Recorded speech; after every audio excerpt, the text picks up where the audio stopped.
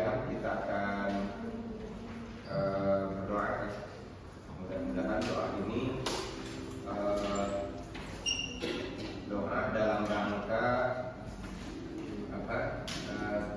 tiga hal yang akan dibawa mati. Di dalam Al-Quran dikatakan yang pertama adalah al-ilmu bil amal. Saya berharap ini menjadi ladang kita semua untuk melaksanakan ilmu yang dapat kita amalkan. Karena hanya itu yang kita bisa bawa mati. Jadi yang pertama al-ilmu bil amal. Yang kedua adalah au-shadaqatun jariyatun. Sedekah jariyah pada saat kita sedang atau masih hidup. Jadi dua. Yang terakhir yang ketiga adalah awaladun sholihun, anak soleh yang ulahu yang mendoakan. Ini mudah-mudahan pertemuan ini ada dua hal. Yang pertama, ke depan ini jadi bagian daripada ilmu amal. Yang kedua, ini pun juga menjadi bagian daripada awaladun sholihun yang ulahu, anak yang soleh yang mendoakan. Jadi soleh saja tidak cukup kalau tidak mendoakan. Jadi kalian nggak ada sholat, ya, lalu doakan orang tua baik yang masih hidup ataupun yang sudah meninggal. Karena itu adalah garansi Allah. Jadi tiga hal, tidak ada yang lain, hanya itu. Baik, untuk mengawali hal-hal tadi, mari kita berdoa dimulai.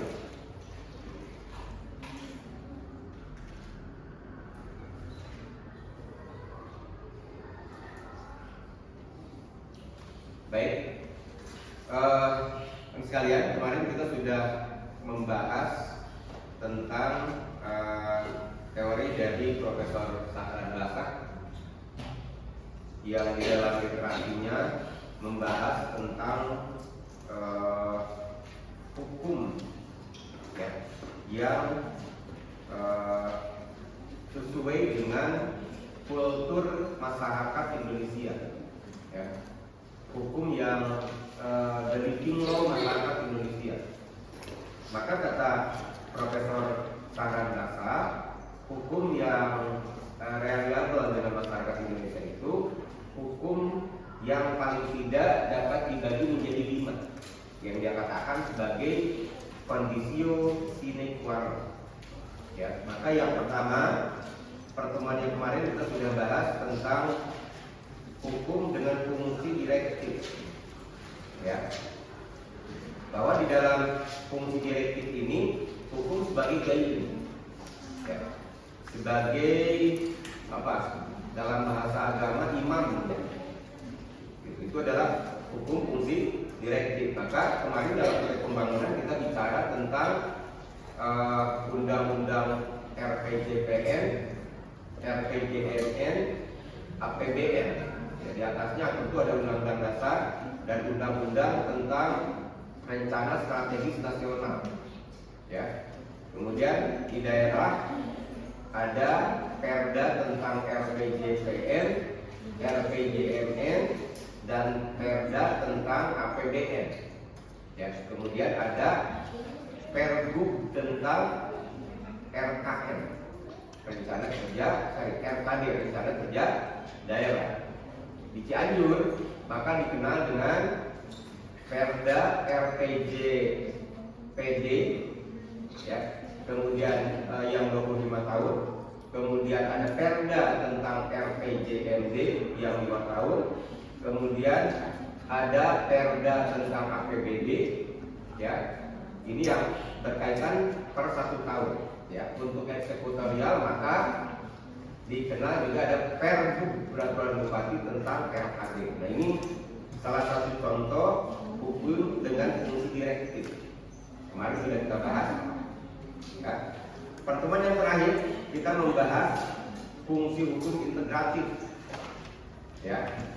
Nah, ini kita bicara tentang budaya masyarakat Indonesia yang luar biasa besar, ya, dibanding dengan masyarakat Eropa. Maka budaya di negara itu luar biasa kaya, ya, kulturnya, kemudian juga adat istiadatnya, ya, sukunya.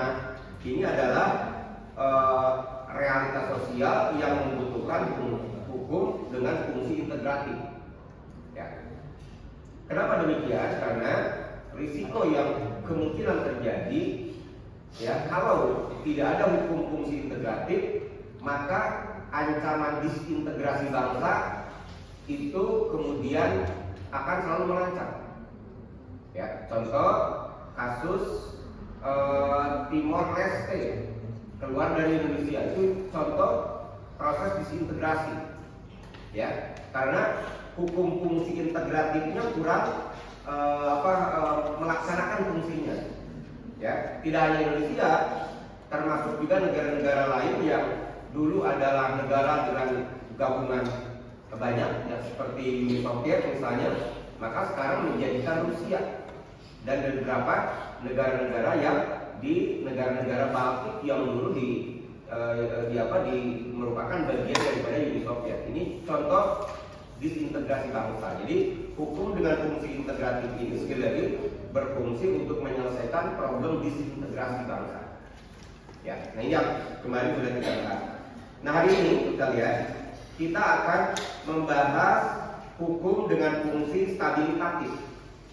Ya, apa hukum dengan fungsi stabilitatif?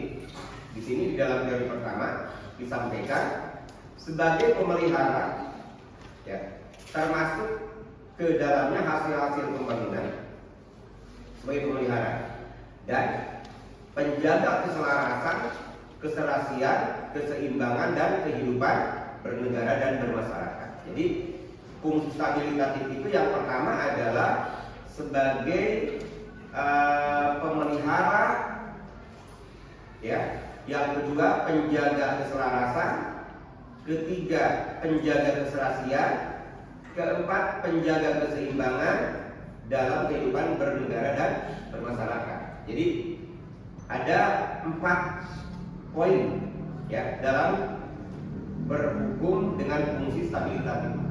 Ya, yang pertama adalah tadi sebagai pemelihara, yang kedua sebagai penjaga keselarasan, ketiga sebagai penjaga keserasian, dan keempat adalah penjaga keseimbangan. Dalam apa? Tentu dalam kehidupan bernegara dan bermasyarakat. Nah, kenapa ada fungsi stabilitatif? Maka kembali kepada rujukan fungsi integratif, Indonesia adalah negara dengan multikultural, banyak kultur, banyak budaya. Ini yang kemudian menjadi latar belakang kenapa lahirnya, ya, hukum dengan fungsi stabilitatif. Semakin banyak budaya, semakin banyak kultur, maka semakin banyak potensi gesekan antar masyarakat. Ya, kalau tidak dijaga melalui fungsi stabilitatif. Nah, ini yang kemudian juga bicara dalam konteks fungsi stabilitatif. Ya, kita akan coba lihat apa sesungguhnya fungsi stabilitatif. Ya, kita lihat. Ya, kita lengkap direktif integratif sudah. Nah, kita masuk stabilitatif. Kita masuk ke dalam tataran teori tentang hukum dengan fungsi stabilitatif. Ya. Di awal, ya, kita coba lihat. Ya. Hukum fungsi stabilitatif.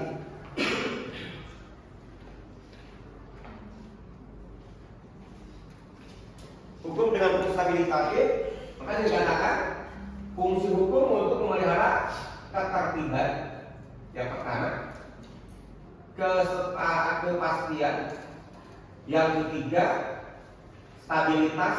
Jadi ada 3 kalau dalam teorinya: ketertiban, kepastian, stabilitas dalam kehidupan bermasyarakat dan bernegara. Jadi fungsi stabilitatif, ya, ada 3 titik terang: ketertiban, kepastian, stabilitas. Ya, jadi 3 hal yang berkaitan dengan hukum fungsi stabilitatif. Ketertiban itu apa sih? Ketertiban itu adalah sikap dan cara secara proporsional. Lagi, sikap dan cara secara proporsional itu tertib. Misalnya Kalau masuk nomor 1 maka antriannya nomor 1. Nah, gitu. Kalau masuk nomor 5 antriannya nomor 5. Yang menjadi tidak tertib antriannya nomor 5 masuk ini nomor 1. Nah, itu. Coba Anda lihat di media sosial. Orang antri apa? BBM. Ya. Di Indonesia bagian timur kan BBM itu harus antrian betul, ketat. Ya. Ibu-ibu masuknya nomor 7. Ini masih di bawah itu, di depan itu masih ada 6. Tiba-tiba motornya didorong aja yang paling depan. Ya, itu contoh selagi tidak tertib. Maka terjadilah perlawanan. Ya. Dan perlawanan itu kemudian lahirlah ketidaktertiban. Jadi dari ketertiban berubah menjadi ketidaktertiban. Jadi kalau demikian, maka pengertian ketertiban itu adalah bersikap dengan cara yang proporsional. Nah, gitu. Itu adalah bahasa sederhana dalam konteks ketertiban. Bersikap dengan cara proporsional. Kalau kita datang nomor 7, ya nomor 7 gitu maksudnya.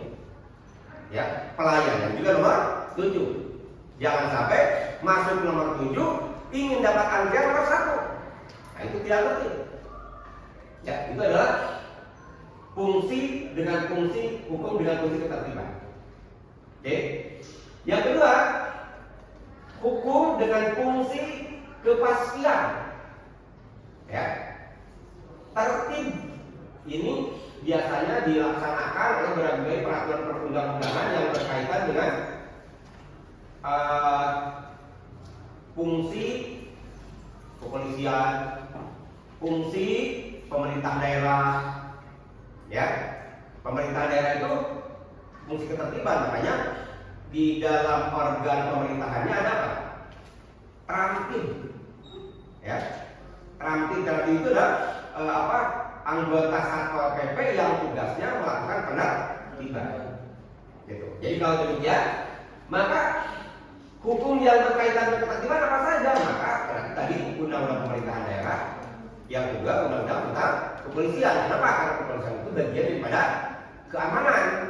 Ya, inti dari keamanan itu ada ketertiban. Nah, itu adalah bicara dalam peraturan perundang-undangannya. Kemudian yang kedua, hukum yang bersifat stabilitatif itu adalah dia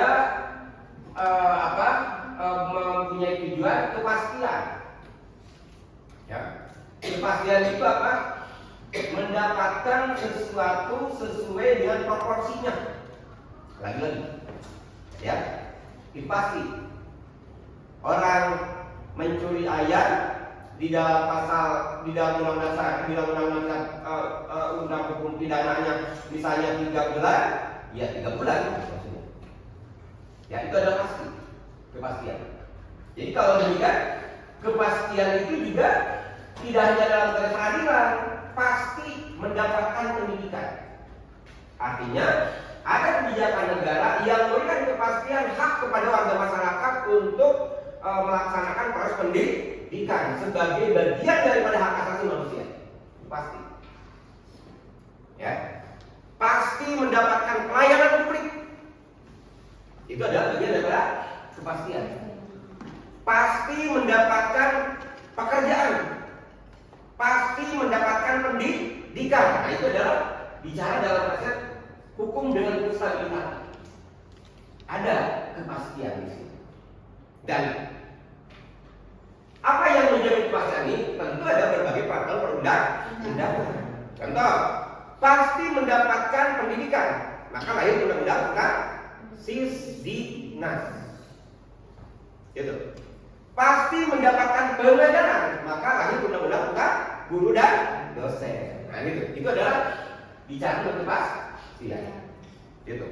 Ya. Yang ketiga sekalian, dari fungsi hukum dengan fungsi stabilitas ini memelihara tentang stabilitas dalam kehidupan masyarakat dan negara. Kenapa kehidupan masyarakat dan negara ini perlu stabilitas? Karena gesekan yang luar biasa. Ya, ingat kemarin ada yang viral di media sosial, masyarakat yang rumahnya lewat, kemudian diviralkan dengan maksud ingin mendapatkan bantuan. Tiba-tiba kepala desanya datang, malah marah-marah. Ya, dia merasa bahwa terganggu dengan viralnya rumah yang memang faktanya reot, harus diperbaiki. Dan kepala desa punya program Perutilahu. Perutilahu itu adalah perbaikan rumah bagi masyarakat yang tidak mampu. Tapi rumah itu tidak pernah tersentuh. Tiba-tiba diviralkan, ya.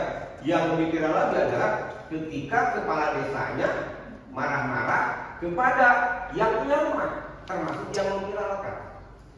Ya, ini apa yang terjadi? Kan kalian, di dalam media sosial kan timbul instabilitas.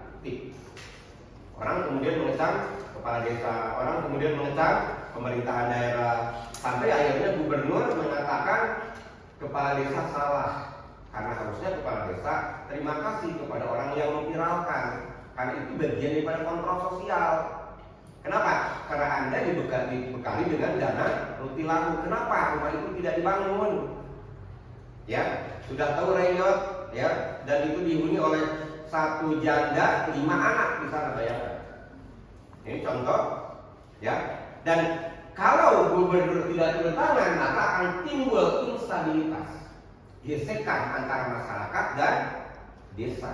Maka gubernur turun, kata gubernur, salah kepala desa. Kemudian diundang dan kemudian diberikan bantuan untuk pembangunan. Nah itu contoh, ya, bicara tentang stabilitas. Nah, kalau undang-undang yang berkaitan dengan hukum yang stabilitatif, yang berkaitan dengan stabilitas, undang-undang apa? Nah, tentu adalah undang-undang pertahanan dan keamanan. Ya, dua hal itu bicara stabilitas. Tapi Pak, stabilitas itu tidak hanya stabilitas keamanan pertahanan saja. Bagaimana stabilitas misalnya ekonomi? Ya, sekarang sedang ramai pangan misalnya. Maka tentu ada undang-undang tentang pangan. Ya, ada undang-undang misalnya tentang impor. Karena sekarang yang menjadi problem adalah para pengusaha ingin impor. Ya, kenapa? Karena harga beras di luar murah. Kenapa murah?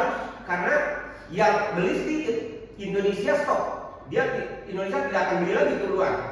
Otomatis barang beras di stok internasional banyak. Ya. Kata presiden, kata presiden, maka kita tidak boleh impor karena kita stok banyak. Ya. Tapi para pengusaha karena cara berpikirnya adalah profit minded, kalau impor berarti murah dari sana, dijual di Indonesia mahal, dia dapat untung, maka dia impor. Ini apa yang terjadi? Ini adalah contoh instabilitas problem. Ya, ada 2 gudang yang di Aceh, ya, juga kena. Kemudian yang di Batam terakhir juga sama. Ya, contoh stabilitas, instabilitas. Maka harus ada aturan yang melakukan stabilitas. Karena gesekan antara masyarakat dengan negara cukup besar. Ini adalah bicara tentang fungsi stabilitas. Oke. Sekarang bagaimana menurut pakar? Ya, kita coba lihat dari Profesor Sacipto Raharjo. Ya. Dia mengatakan fungsi hukum yang stabilitatif adalah menjaga keteraturan dan mencegah terganggunya tatanan masyarakat yang sudah mapan. Menjaga keteraturan. Ya. Kan sekalian, bahasa Indonesia sekarang adalah bahasa Indonesia yang paling teratur. Kenapa? Teratur saya katakan karena di negara lain masyarakat sekarang sedang sulit untuk mencari pangan. Anda lihat Malaysia, ya, Filipina, Thailand, ya, negara sekeliling negara kita, ya, mereka lagi sulit untuk berhadapan-hadapan dengan problem pangan. Indonesia kita surplus pangan, ya, bahkan bisa jadi untuk 2-3 tahun yang akan datang kita masih aman. Ini adalah bicara tentang keteraturan, ya, dan baru kali ini kita menjadi negara yang dianggap sebagai negara yang mapan dalam konteks pangan. Istilahnya apa? Ya, makmur, kaya, enggak yang lebih operasional, apa istilahnya? Swasembada. Ya, bahasa sederhana makmur kaya sudah. Coba bahasa ekonominya swasembada pangan. Dulu bahasa swasembada pangan itu waktu zaman Soeharto. Berarti presiden berapa? Kedua. Sekarang ketemu lagi Presiden Prabowo, kita swasembada pangan. Nah, jadi ini bicara tentang keteraturan dalam konteks pengelolaan pangan. Contoh, kenapa pengelolaan pangan harus teratur? Maka harus dalam rangka mencegah terganggunya tatanan masyarakat yang sudah mapan. Ya, karena kalau tidak mapan maka terjadi gesekan, gejolak. Ya, ada demonstrasi. Ya, karena beras mahal, karena daya beli turun, ini pasti akan terjadi gejolak. Maka ini yang kemudian harus dijaga, kata Profesor Sachitto Randojo. Jadi keteraturan kita di dalam rangka menjaga tatanan masyarakat yang sudah mampu. Pertanyaannya, apakah ada negara yang sedang bermasalah sekarang dalam konteks tatanan bernegara? Singapura Anda lihat, kalian boleh cek. Sekarang sedang dalam posisi bermasalah. Kenapa? Dari negara mapan sekarang kemudian akan berhadapan-hadapan dengan resesi. Investor hengkang, ya. Kemudian banyak komoditas impor atau ekspor yang harusnya dulu dijual di pasar Singapura, sekarang kemudian orang langsung cari pasar sendiri. Contoh Indonesia dulu, menurut saya, kalau jual minyak itu, ya, maka larinya ke Singapura. Di Singapura nanti ada pembeli, belinya dari Singapura. Ya, jadi harganya kita masih rendah karena kita harus bayar ke Singapura juga. Nah sekarang tidak, Indonesia langsung jual di Eropa, langsung di Eropa tanpa proses di Singapura. Nah ini ya, salah satu yang kemudian menjadi masalah Singapura sekarang. Karena Singapura itu sebagai kota transit dalam kota ekonomi. Nah sekarang bermasalah karena orang sekarang negara sekarang banyak langsung, direct langsung. Indonesia misalnya yang pesannya Abu Dhabi, langsung Abu Dhabi. Dulu Indonesia jual di Singapura, Abu Dhabi datang ke Singapura. Abu Dhabi beli di Singapura, padahal barangnya dari kita. Dulu Uni Eropa beli CPO di Singapura, padahal barang dari Indonesia. Indonesia jual di Singapura, Uni Eropa datang ke Singapura. Jadi kita dikurangi biaya Singapura plus dari Uni Eropa. Karena Uni Eropa itu kan banyak negaranya, gitu. Jadi itu dulu seperti itu. Sekarang kita langsung, direct langsung. Nah ini adalah sekali lagi contoh negara yang mapan yang sekarang sedang bermasalah. Gitu. Singapura itu kenapa? Singapura itu negara mapan. Ya, negara mapan, negara sejahtera. Ya, walaupun sumber daya alamnya tidak ada, sekarang kan tidak ada. Coba Anda lihat. Ya, dia hanya punya laut kok. Ya, hanya punya pantai. Itu pun juga tidak terlalu banyak, hanya Marina Bay, ya. Marina Bay saja yang bisa dieksploitasi dalam konteks ekonomi. Jadi kalau kalian ke Singapura, bagi yang belum, yang pertama Anda lihat perlu ke sana, namanya apa? Song of the Sea. Ya, Song of the Sea itu adalah tarian kolosal yang ada di pinggir laut yang memadukan antara tembakan laser dengan air laut. Itu indah sekali. Tapi hanya ada di Marina Bay-nya saja. Karena mereka tidak punya pengolahan laut seperti banyak. Bayangkan kalau di Indonesia, Pelabuhan Ratu, Biaya misalnya, kita di Gayanti, di mana lagi kita? Cianjur aja punya 2. Jawa Barat punya banyak lagi kalau kitanya kreatif. Ya, sayangnya orang Indonesia mohon maaf dengan sumber daya alam melimpah ruah jadi tidak kreatif. Ya, lihat tadi pertandingan pertunjukan Song of the Sea, kita cukup ke Singapura. Padahal kita bisa bikin sendiri di Indonesia. Kenapa tidak bisa? Ya, karena tadi sederhana sebenarnya tarian kolosal khas Singapura, kemudian dipadankan dengan tembakan laser dengan air laut, itu kan jadi indah.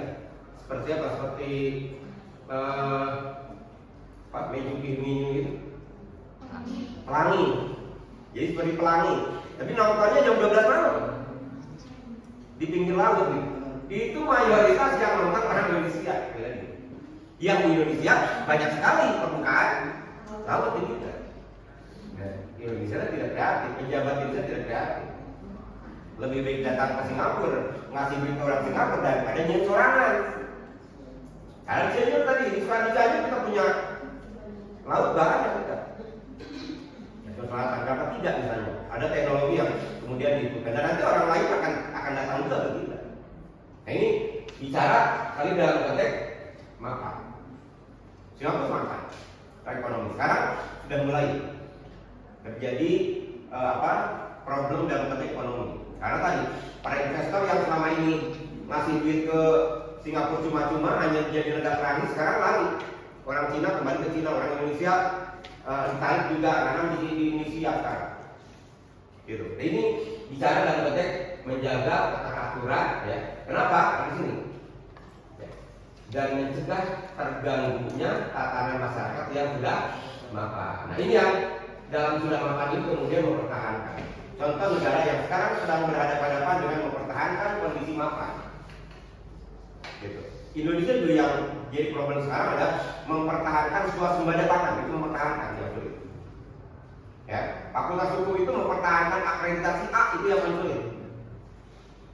Ya, kalau naik nanti ke status unggul dari A ke unggul, itu prosesnya tidak terlalu banyak sebenarnya. Ya, satu syarat misalnya ada mahasiswa yang dari luar negeri. Kita ambil misalnya Timor Leste, dari Malaysia, dari Filipina, bisa kita duduk di sini.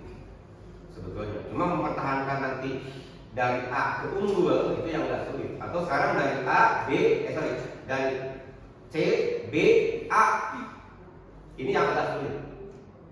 Ya, karena mempertahankan itu agak sulit. Di sini dikatakan mempertahankan kemapanan itu tidak mudah. Ini yang kemudian versi Sajid Perahanto. Menurutnya, dikatakan, hukum tidak hanya mengubah, tetapi juga menjaga stabilitas sosial ini. Menjaga stabilitas sosial dalam politik dan politik, tidak hanya sosial termasuk juga politik, agar tidak terjadi kekacauan. Maka dalam konteks stabilitas politik, kalau kalian, maka itu sekarang membuat sebuah kebijakan yang berbeda dalam konteks pemilu misalnya. Ya. Pemilu sekarang, pemilu dulu ada pemilu serentak, ya. Yang membedakan adalah pilkada. Ya dulu serentak. Pemilu legislatif, eksekutif, pemilu legislatif, pemilihan presiden, wakil presiden, pemilihan gubernur, kemudian wakil gubernur, bupati, wali kota, sampai kepada pemilihan legislatif. DPR, DPD, DPRD provinsi kabupaten dan kota. Dulu seperti itu. Nah, kemudian sekarang ya stabilitas politik itu mau dirubah. Maka sekarang sistem pemilu dibagi dua. Ada pemilu lokal, ada pemilu nasional. Ya, pemilu lokal apa saja? Yang pertama adalah pemilu presiden dan wakil presiden, pemilu DPR, pemilu DPD. Itu dikatakan pemilu lokal, pemilu nasional. Ya, kemudian ada yang kedua, pemilu lokal. Maka pemilu gubernur, bupati, wali kota, DPRD provinsi, kabupaten dan kota. Sekarang bagi dua, dengan jeda yang juga berbeda. Ini contoh kaitannya dengan stabilitas politik. Ya, maka melalui putusan Mahkamah Konstitusi pemisahan pemilu tersebut, maka menghadirkan ketidakpastian politik. Kenapa? Karena ada sekarang para pejabat bupati atau wali kota yang harus di PJS kan. Apa itu PJS? Penjabat sementara. Ini yang bermasalah. Dari sisi gejolak politik. Kalau gejolak sosial, stabilitas sosial, kayak misalnya kita bisa menjaga kerawanan pangan, kita masih bisa menjaga harga pangan, kita masih bisa menjaga daya beli, itu adalah masuk stabilitas sosial. Tapi kalau gejolak stabilitas politik, maka salah satunya adalah kaitannya dengan suksesi atau pemilu. Nah, ini yang kemudian sekarang sedang diuji. Ke depan kita akan diuji dengan stabilitas politik. Gitu. Karena tadi ada perubahan sistem pemilu dari pemilu yang berlangsung serentak, sekarang kemudian bagi dua, ada pemilu nasional, ada pemilu lokal. Nah, ini yang kemudian berdasarkan kepada putusan Mahkamah Konstitusi. Nah, ini yang akan mengakibatkan gejolak politik ke depan. Ya. Nah, agar apa? Agar tidak terjadi kekacauan. Maka harus dijaga betul stabilitas sosial dan politik, karena risikonya ada kekacauan. Gitu. Ya. Di beberapa negara terjadi seperti itu. Nah, ini adalah teori dari Sachitto Raharjo. Sampai di sini ada pertanyaan teori Sachitto Raharjo. Silakan. Bapak. Ya, enggak. Tadi kan adanya fungsi stabilitatif ini karena adanya gesekan luar biasa. Ya. Tapi apakah fungsi ini dapat bertentangan dengan prinsip negara hukum Rechtsstaat jika diterapkan secara berlebihan? Oke. Anda lihat fungsi stabilitatif ini bisa jika diterapkan secara berlebihan, maka akan melahirkan istilahnya itu otoritarian. Ya, otoritarian itu adalah salah satunya penggunaan kekuasaan militer secara berlebihan. Gitu. Nah, yang Sachitto maksudkan misalkan, maka penggunaan fungsi stabilitas hukum ini adalah dilakukan secara proporsional. Jadi tidak cenderung otoritarian gitu. Ya. Fungsi militer itu tetap dibarak. Fungsi polisi tetap keamanan. Ya, maka berbagai perundang-undangan inilah yang kemudian didorong untuk mempunyai fungsi stabilitatif. Nah, yang akan terjadi ekses otoritarian tadi karena penggunaan kekuasaan secara berlebihan.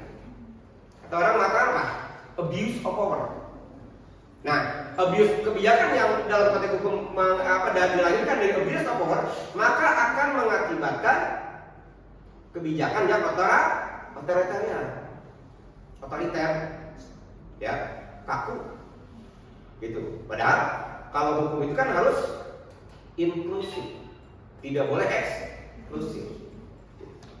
Oke, ada yang lain? Kalau tidak ada, kita masuk ke dalam tema yang kedua.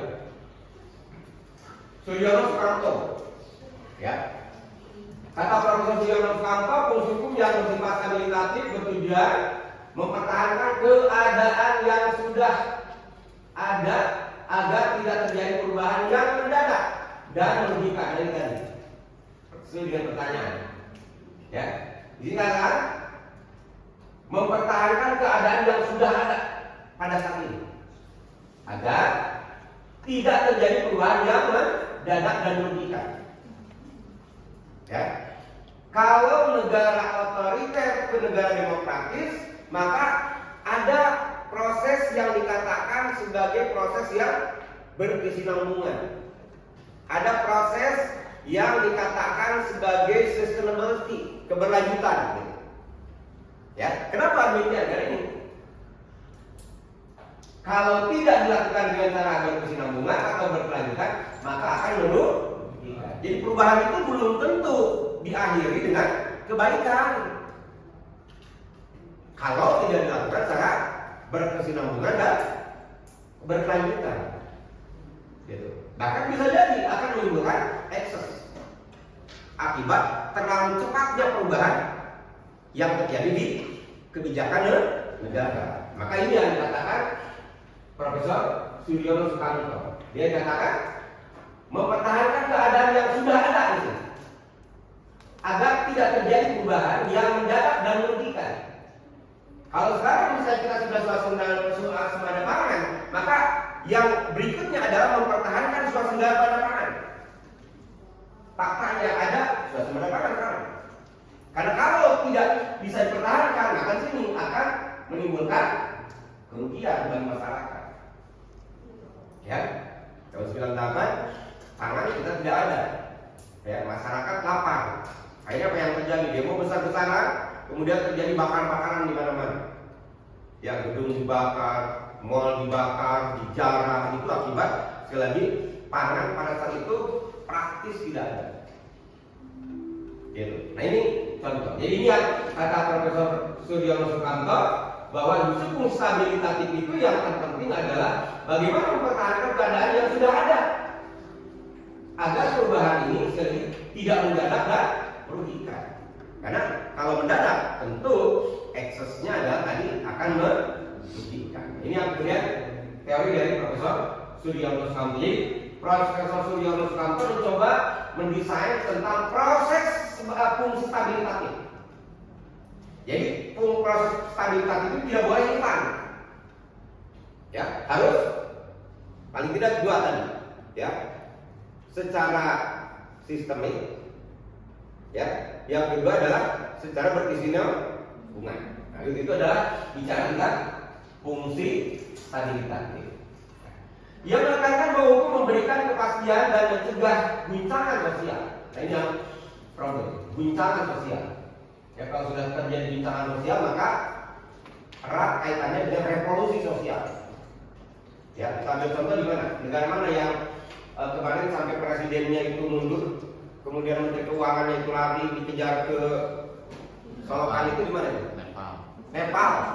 Nepal itu adalah contoh negara dengan guncangan sosial yang tidak terkendali.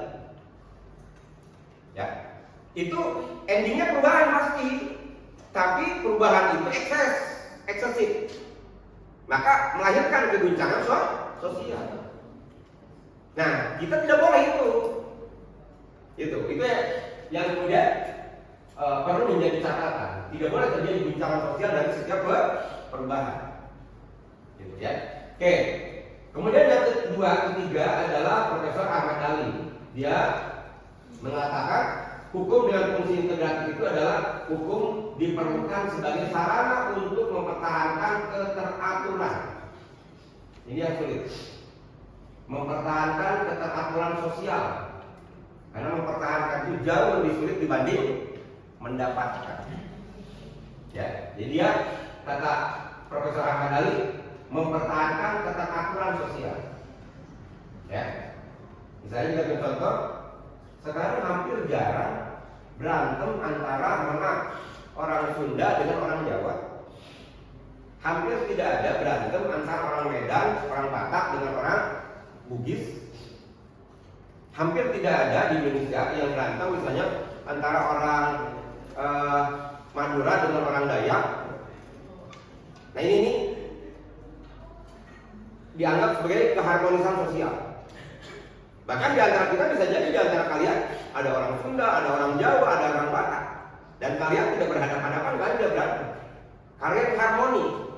Nah ini kata Profesor Ahmad Ali, ya, mempertahankan ya keteraturan sosial ini ya harus ada ekstra dalam konteks hukum fungsi stabilitatif. Gitu. Ya. Karena ini contoh kalian ini contoh harmoni. Ya.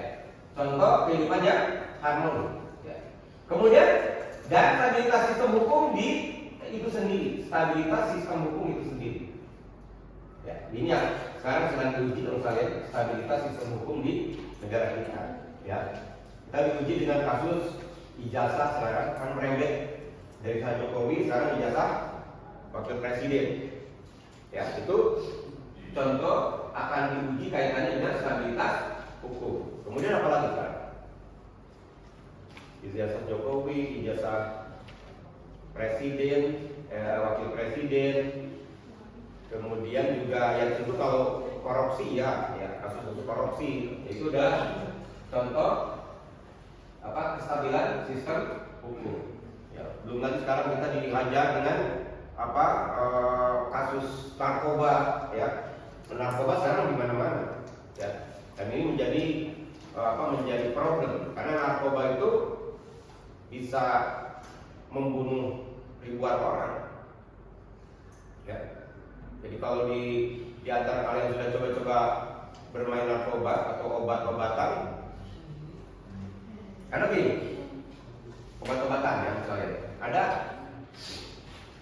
teman kalian, senior kalian, yang senang berorganisasi, kelihatannya tidak pede. Jadi apa yang terjadi? Setiap ada kegiatan dia memakai konsumsi obat, tapi jadi beda gitu.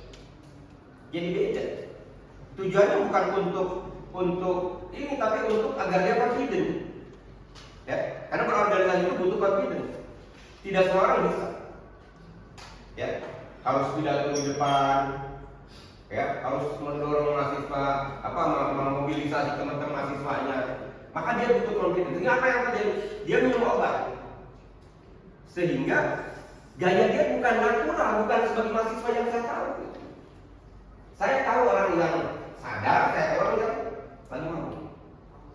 Saya tahu. Ya, karena saya bukan datang lahir dari ustaz, tapi saya pernah juga ada di daerah itu. Jadi saya tahu betul. Sehingga ketika ada yang mahasiswa seperti itu, saya bawa kemarin ke ruang itu. Saya cek, saya sampaikan, Anda mabuk ya? Enggak Pak, enggak. Cuma saya kelihatan setiap kegiatan, ya memang begitu gitu. Jadi yang menjadi problem kelihatannya adalah tidak pede untuk kemudian berorganisasi, sebetulnya tidak pede. Jadi si obat itu dijadikan rangsangan agar dia pede untuk pidato, untuk ini kan jadi hilang rasa malu kan. Tapi yang menjadi problem, aktivitas dia dan organisasi menjadi tidak normal. Menjadi tidak normal. Saya bilang Anda itu pemimpin, Anda itu masih muda, Anda itu ganteng, Anda itu pintar, tidak usah pakai yang kayak gitu.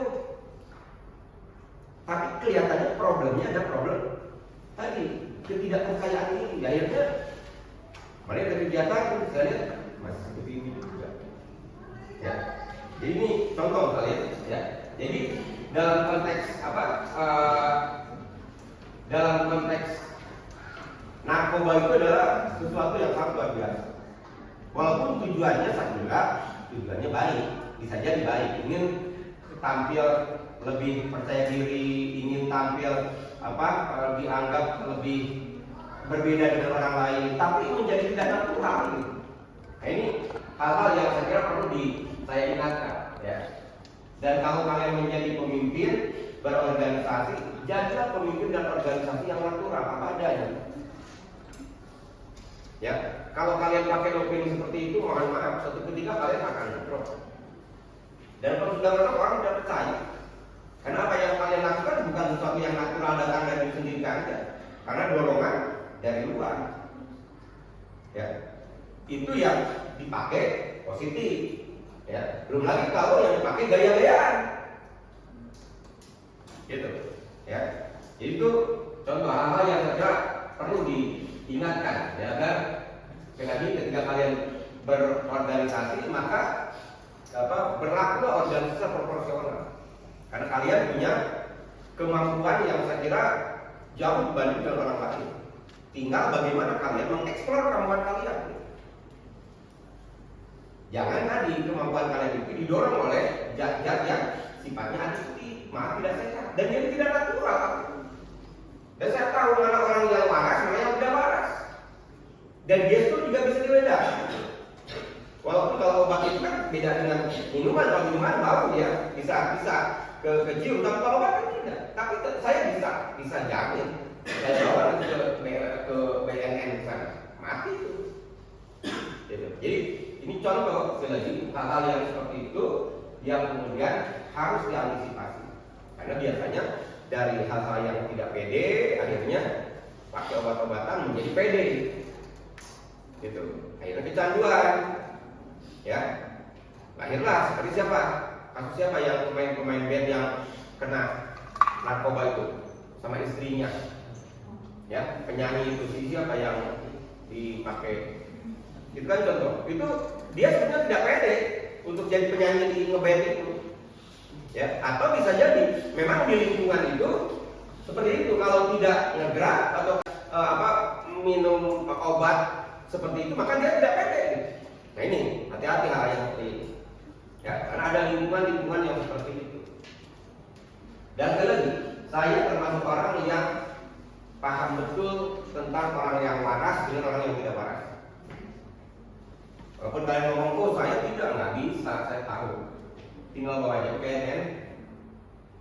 Coba kalau dibawa PNN, kalian selesai, angkat kaki dari waktu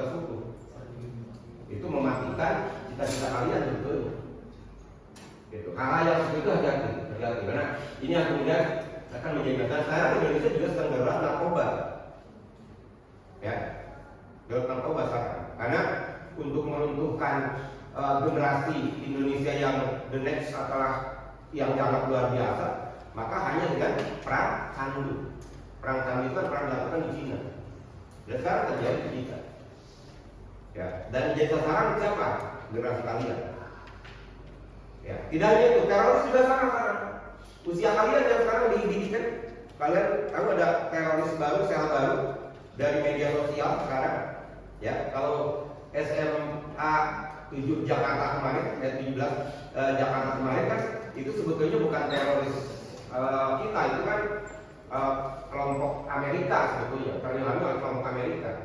Ya, kelompoknya Kluk-Klukan itu adalah orang kulit putih di Amerika yang menganggap bahwa orang yang paling baik di Amerika itu hanya kulit putih. Maka bikinlah kelompok namanya Kluk-Klukan. Maka dia akan kontrak terhadap siapapun yang berhadapan-hadapan dengan kebijakan kulit putih. Nah, si anak itu terilhami dengan itu, dengan ide heroiknya daripada kelompok Kluk-Klukan. Maka dilakukanlah bom di SMA 7 di Jakarta. Nah, ada lagi sekarang ya terjadi sel baru, anak-anak muda, usia kalian yang direkrut sekarang. Itu data terakhir dari BNPT kemarin. Dengan media sosial, semakin canggih media sosial maka semakin mudah untuk mengakses hal-hal yang sifatnya terorisme. Jadi dua hal, narkoba, teroris itu menjadi musuh negara Indonesia sekarang. Nah, ini yang saya kira perlu menjadi catatan agar ke depan ketika kalian hidup dengan siapapun pastikan tidak terjerembab dengan dua hal tadi. Yang pertama, teroris, ya tentu teroris itu menjadikan kalian berbeda nanti. Ya, yang kedua adalah narkoba. Ya, kalau anda sudah berhadapan-hadapan dengan itu, dan yang ketiga apa? Kemarin, judol, hati-hati, judi. Ya, orang bisa mati karena judi, orang bisa gila karena judi. Sekarang banyak, ya, orang mati karena judi. Ya, hati-hati. Kalian yang orang jauh mengontrak di Cianjur di sini karena mau kuliah, kan waktu kuliah paling 1 minggu berapa kali? 4 hari.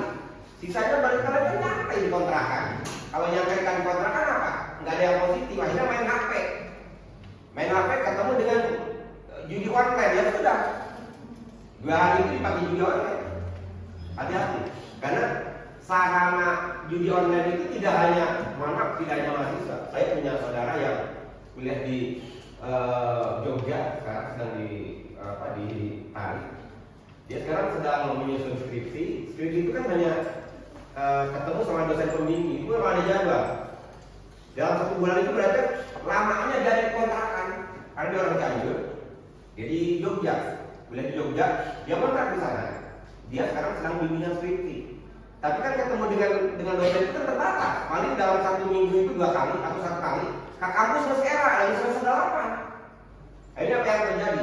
Karena aktivitas dengan media sosial jatuh ke judul. Sekarang akhirnya kuliahnya tidak beres, skripsinya tidak beres, karena dianggap susah. Padahal memang problemnya itu diambil. Ya, akhirnya apa yang terjadi? Sekarang video online.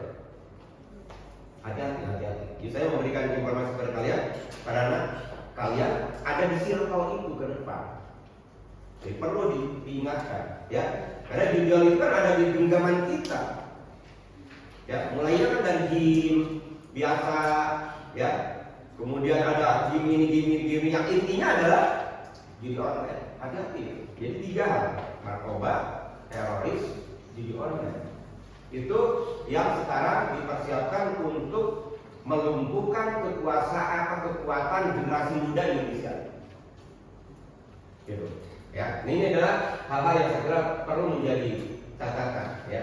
Karena terutama tadi yang punya banyak waktu luang, tapi bagi orang anak-anak yang mohon maaf bisa memanfaatkan waktu, insya Allah tidak. Gitu, apapun. Ya, itu yang kemudian bicara dengan teori Profesor Ahmad Ali.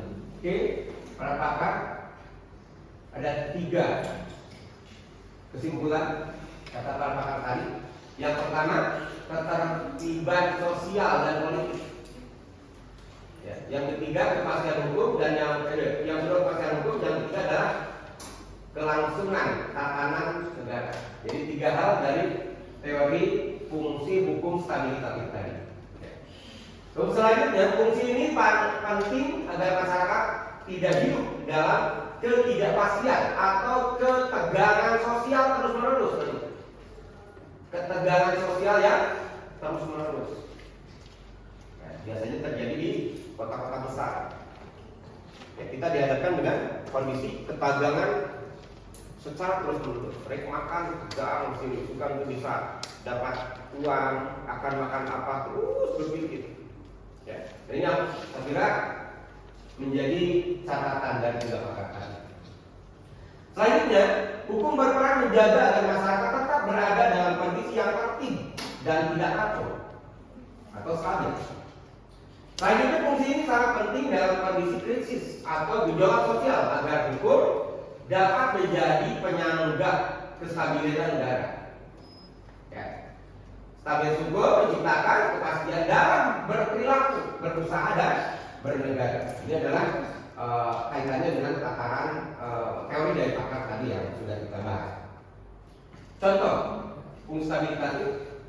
Maka yang pertama adalah UNES 45 menjaga sistem pemerintahan yang tetap stabil, presidensial dengan segala kekurangan kelebihannya. Maka bagaimana untuk merubah sistem pemerintahan, sistem negara ini, maka butuh proses yang tidak mudah. Maka dengan adanya konstitusi ini dianggap sebagai fungsi stabilitas, sehingga desain negara tidak dirubah anytime. Itu adalah yang pertama. Yang kedua adalah undang-undang pemilu yang tadi kita bicarakan. Undang-undang pemilu menjaga pergantian kekuasaan secara teratur dan damai. Sekarang tadi, kalau kita Mahkamah Konstitusi, maka pemilu kita dibagi dua, ada pemilu nasional, ada pemilu lokal. Itu ada yang tadi undang-undang kaitannya dengan putusan Mahkamah Konstitusinya. Kalau tidak salah, putusan Mahkamah Konstitusi nomor 114 tahun 2025. Nanti kalian cari. Itu yang berkaitan dengan perubahan dari sistem pemilu serentak menjadi pemilu nasional dan lokal. Itu ada kaitan dengan fungsi stabilitatif dalam partai politik. Kemarin tadi sudah kita bahas. Kemudian yang ketiga, hukum pidana menjaga keamanan masyarakat dari tindakan kriminal. Kita hari ini punya undang-undang hukum pidana baru. Bahkan kita sudah mengundangkan undang-undang hukum acara pidana baru. Jadi pertama, di Indonesia setelah sekian puluh tahun kita merdeka, kita punya undang-undang hukum pidana dan hukum acara pidana baru sekarang. Walaupun di sana sini dianggap banyak bermasalah, tapi nggak ada masalah. Yang penting sambil berjalan kita akan perbaiki. Jadi itu adalah bagian daripada hukum yang mempunyai fungsi stabilitas. Kemudian kesimpulan daripada teori yang sudah kita bahas, dengan demikian maka kesimpulan dari fungsi stabilitas hukum adalah menjaga keseimbangan. Tadi apa dikatakan? Checks and balancing system. Keseimbangan. Misalnya dalam konteks kekuasaan, eksekutif, legislatif, yudikatif itu harus ada keseimbang. Itu dari yang pertama. Dan ketertiban sosial. Gitu. Dengan adanya kebijakan-kebijakan MBG, kebijakan swasembada pangan, itu adalah lagi menjaga ketertiban sosial. Kenapa MBG dikatakan menjadi salah satu penyumbang dalam konteks ketertiban sosial? Karena memang antara si kaya dengan si miskin sekarang gradasinya jauh. Maka kalau Anda kuliah di satu SMA, maka semua akan makan sesuai dengan standar MBG. Kalau satu makan tahu, semua makan tahu gitu bikin sama.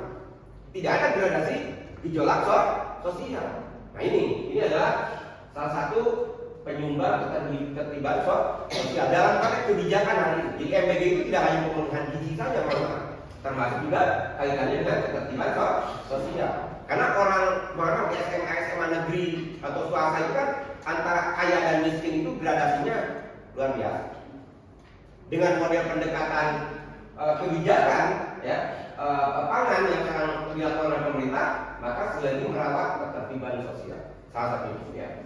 Kemudian mencegah konflik, ya, mencegah konflik misalnya tadi dengan di Papua, maka dikedepankan adalah fungsi keamanan sekarang, tidak pertahanan.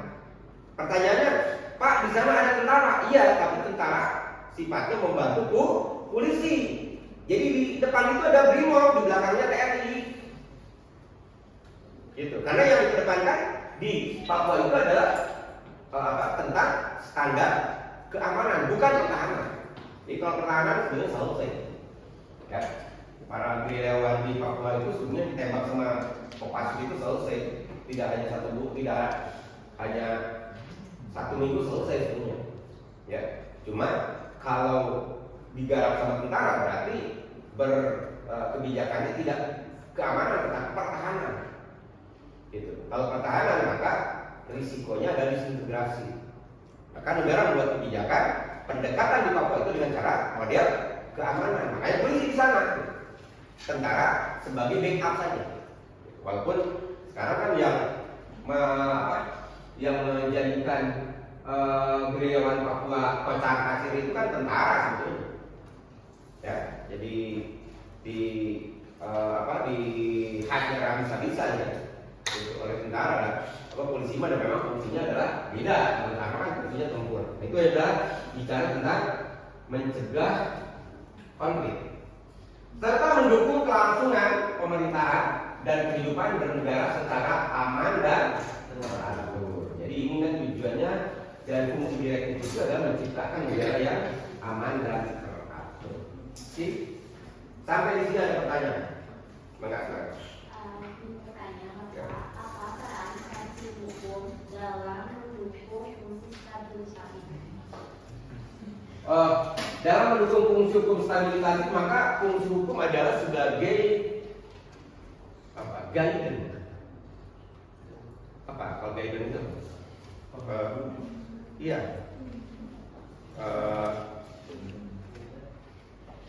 Kalau dalam konteks agama itu imam, posisi imam.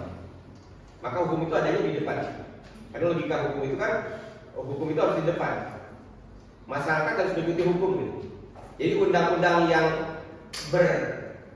berfungsi sebagai stabilitatif, maka undang-undang yang harus memberikan pemahaman dalam konteks tadi stabil di depan. Apapun yang dilakukan oleh masyarakat, maka rujukan yang sini kepada undang-undang ini.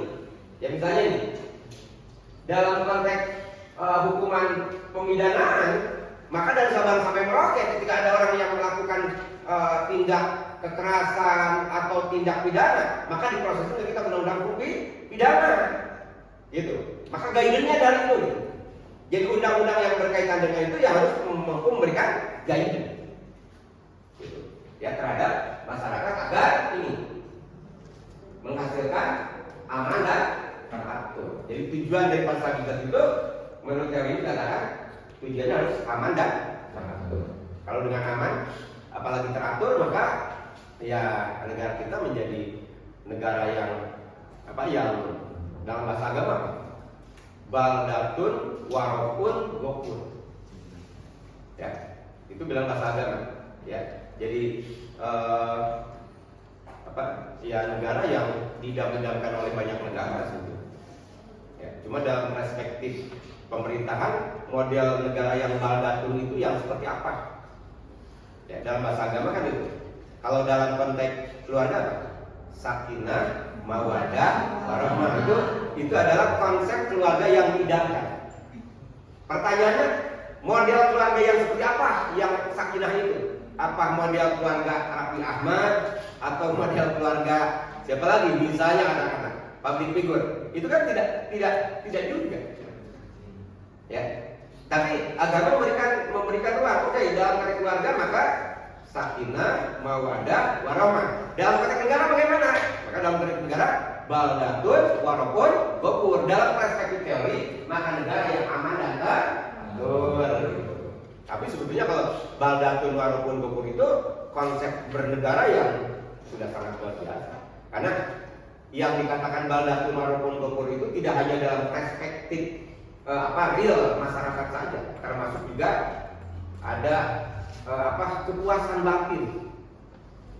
Ya, walaupun gofur itu kan tidak dalam perspektif dan duniawi saja, termasuk juga ukhrawi, akhirat. Jadi ada hubungan hablum minanas dan hablum minallah gitu. Jadi baldatul marufun gofur itu adalah aman dan teratur dalam perspektif hablum minanas dan hablum minallah.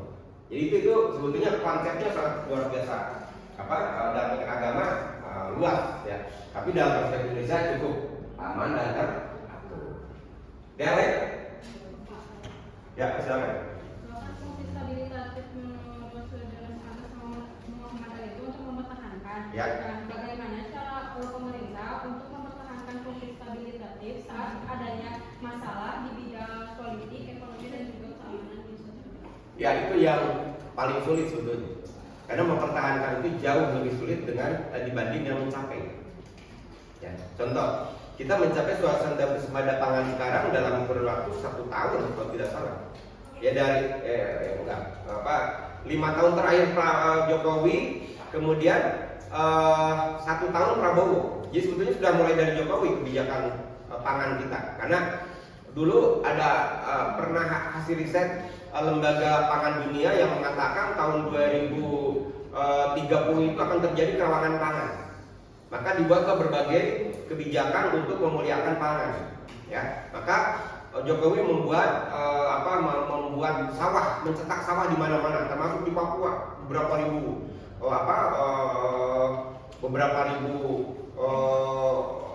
kilometer sawah yang perlu diciptakan. Nah kemudian begitu beralih dari Jokowi ke Prabowo hanya membutuhkan 1 tahun. Kita sudah ada di kerawanan pangan. Yang menjadi problem tadi, bagaimana mempertahankan dari suasana pangan, itu yang paling sulit. Ya. Nah, apa yang bisa pemerintah lakukan ketika bicara mengenai itu? Maka kalau pendapat saya, ya tentu harus ada kebijakan yang berkesinambungan, sustainability. Ya, kalau kebijakan pangan sekarang yang dilakukan oleh menteri sekarang dianggap positif, kenapa tidak the next dilakukan hal yang sama? Ini yang akan berkelanjutan, bahkan bisa ditingkatkan. Misalnya kita ambil contoh, pencetakan sawah itu sekarang harus diperbanyak, karena sawah-sawah di kita tuh habis oleh apa? Perumahan, habis oleh industri. Kalau Anda lihat dari sini ke Ciranjang itu dulu kiri kanan itu sawah, luar biasa sawah hijau, ya, dan menjadi pusatnya lumbung pangan dulu. Sekarang habis itu kan? Sekarang pakai apa itu? Industri sekarang, pabrik. Nah, bagaimana mengganti positioning sawah-sawah yang sekarang diganti? Berubah dari asalnya sawah, kemudian menjadi industri, menjadi pabrik, maka harus dicetak lagi sawah yang baru. Harus ada regulasi yang mengharuskan pemerintah daerah ketika asalnya sawah, kemudian dijadikan menjadi daerah industri, maka harus ada pengganti sawah baru, mencetak sawah baru. Ini adalah dikatakan sebagai kebijakan yang berkesinambungan. Jadi untuk mempertahankan itu, maka dibuat kebijakan atau regulasi kebijakan yang berkesinambungan, baik dalam konteks pangan, dalam konteks misalnya ekonomi, ya. Misalnya sekarang dengan menteri ekonomi yang baru, menteri keuangan yang baru, maka dianggap ekonomi kita stabil.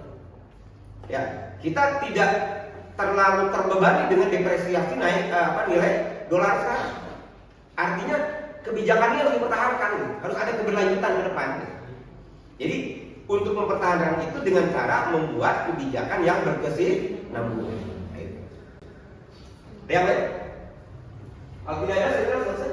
Ya, pertemuan yang akan datang kita bicara tentang perspektif.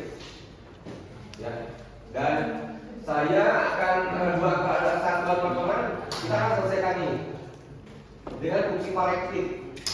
Di pertemuan yang akan datang agak cepat, saya akan membahas perspektif dan korektif.